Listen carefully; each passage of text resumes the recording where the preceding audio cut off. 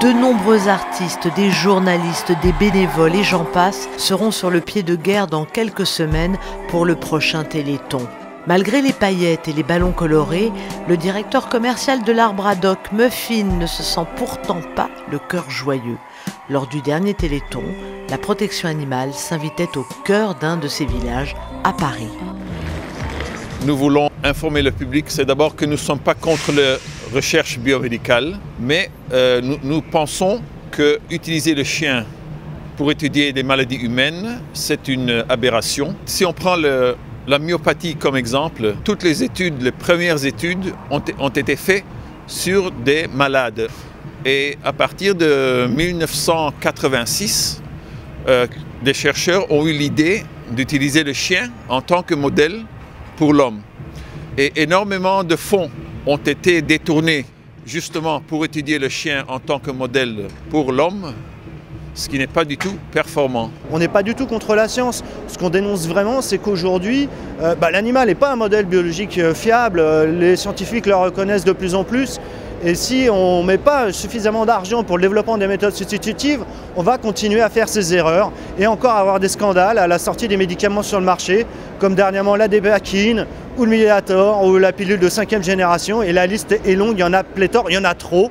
On veut que ça cesse et on veut vraiment que ces choses-là, à un moment donné, ne soient plus liées uniquement à des logiques économiques de court terme et de profit de certains lobbies, mais vraiment liées au respect et à la recherche de la préservation de la santé humaine. Il y a deux catégories d'utilisation d'animaux. La première, c'est pour tester les médicaments. Donc ça s'appelle la toxicologie. Et là, vraiment, on a de plus en plus de méthodes substitutives pour remplacer les animaux. Ça va dans le bon sens. Par contre, il y a une catégorie qui s'appelle la recherche fondamentale.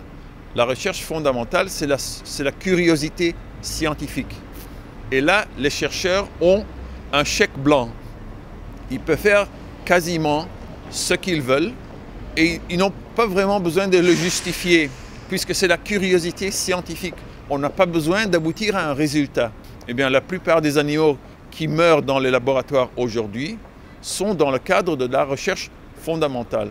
Et le grand public est ignorant de ce qui subventionne par biais de ses impôts. Environ 98% des subventions, c'est pour la recherche utilisant les animaux. Tandis que 2% est ciblé pour le développement des méthodes substitutives. Quand les chercheurs nous posent la question en nous disant que nos méthodes substitutives ne sont pas très performantes, eh bien avec 2% des subventions, qu'est-ce que vous attendez? Aujourd'hui, on a le choix d'acheter un produit cosmétique testé ou non testé sur les animaux. On veut que demain, ce soit la même chose concernant l'ensemble des médicaments. C'est pour ça qu'on veut que l'argent qui est récolté par le Téléthon serve majoritairement à mettre en place et développer les méthodes substitutives et non pas à justement permettre encore une fois de maintenir l'expérimentation animale telle qu'on peut la connaître encore aujourd'hui. Si vous donnez au Téléthon, vous financez l'expérimentation animale. C'est sur le site du Téléthon, il ne le nie plus. Si vous voulez faire avancer la recherche, vous pouvez donner à des laboratoires qui expérimentent les méthodes substitutives. Muffin et ses millions de copains vous en remercient.